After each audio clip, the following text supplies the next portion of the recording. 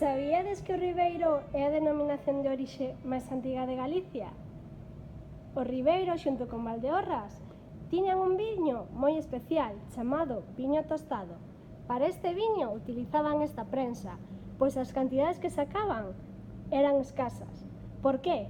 Porque para producir este viño necesitaban pacificar a uva. Isto daba como resultado un viño moi doce e de maior gradación alcohólica.